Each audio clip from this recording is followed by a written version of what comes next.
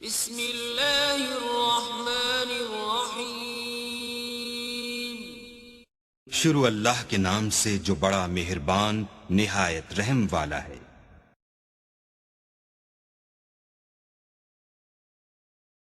مصر کے اندر حضرت موسیٰ علیہ السلام نے ایک کبتی کو تھپڑ مار دیا تھا۔ قرآن مجید کے دامن میں یہ واقعہ موجود ہے۔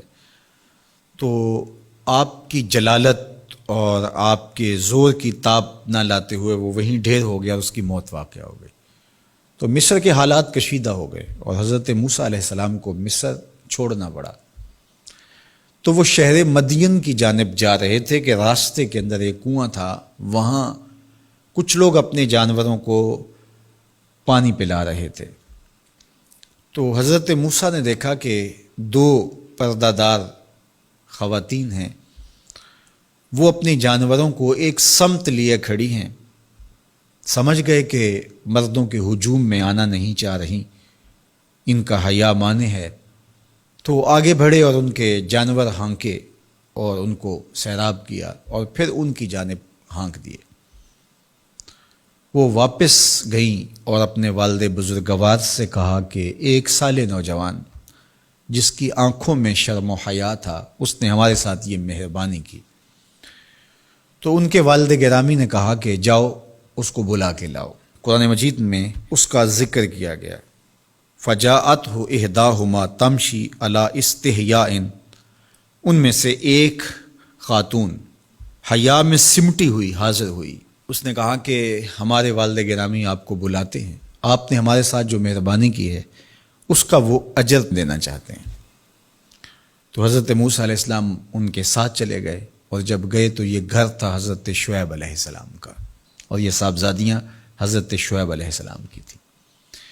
تو اس خاتون کا شرم و حیا کے ماحول میں حضرت موسیٰ علیہ السلام کو یہ کہنا اور چل کے اس انداز سے آنا، قرآن نے اس کی حکایت بیان کی ہے۔ تو خدا کو پسند ہے کوئی خاتون حیا کے ماحول میں آئے تو اللہ اس کی آمد کو اور اس کے آنے کو قرآن کا عنوان بنا دیتا ہے اور قرآن کی حکایت بنا دیتا ہے کہ جو خاتون حیا کے جوہر کی مالکہ ہو وہ اللہ کو کتنی اچھی لگتی ہے۔ اللہ اکبر۔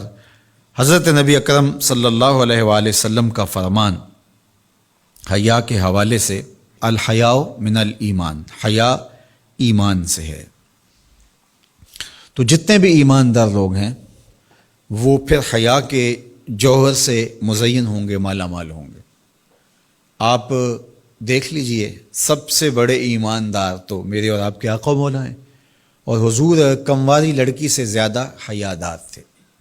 باقی حضور کے اصحاب دیکھ لیجئے، ان کا حیا، اور حضور کی ازواج مطہرات کا حیا دیکھیے۔ ام المومنین حضرت عائشہ رضی اللہ تعالی عنہا فرماتی ہیں کہ حضور کا جب وصال ہوا اور حضور میرے حجرے میں دفن ہوئے تو میں جب حضور کی قبر انور پہ جاتی تو معمولی چادر اوڑھ کے چلی جاتی، اس خیال سے کہ میرے شوہر ہیں۔ پھر حضرت ابوبکر صدیق رضی اللہ تعالیٰ عنہ کا وصال ہوا تو وہ بھی ساتھ دفن ہو گئے، تو میں پھر بھی اسی حالت میں جاتی اور میں سوچتی کہ ایک میرا شوہر ہے اور دوسرا میرا والد ہے۔ کہا پھر حضرت عمر رضی اللہ تعالیٰ عنہ کا انتقال ہوا اور وہ بھی ساتھ مدفون ہوئے۔ تو حضرت ام المومنین فرماتی ہیں کہ اب جب میں جاتی تو میرا جانے کا انداز مختلف تھا۔ فواللہ ما دخلت الا وانا مشدودۃ علی ثیابی حیاء من عمر۔ کہا اب جب بھی میں جاتی تو خوب اوڑھنی اوڑھ کے اور چادر لے کے جاتی، مجھے عمر سے حیا آتی۔ یہ ام المومنین کا انداز زندگی ہے۔ مخدرات اسلام کو اس سے سیکھنا چاہیے۔ جو قبر میں دفن ہیں ان سے بھی یہ حیا کریں، جو مومنوں کی ماں بھی لگتی ہیں۔ اور آج یہ دلائل دیے جائیں کہ پردہ تو جناب دل کا ہوتا ہے، چہرے کا پردہ تو نہیں ہے۔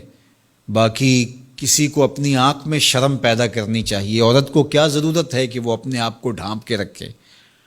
اب ام المومنین کا عمل یہ ہے کہ فرماتی ہیں کہ میں اپنے آپ کو خوب سمیٹ کے جاتی حیاء من عمرہ، عمر قبر میں ہیں لیکن ام المومنین فرماتی ہیں مجھے پھر بھی حیا آتی.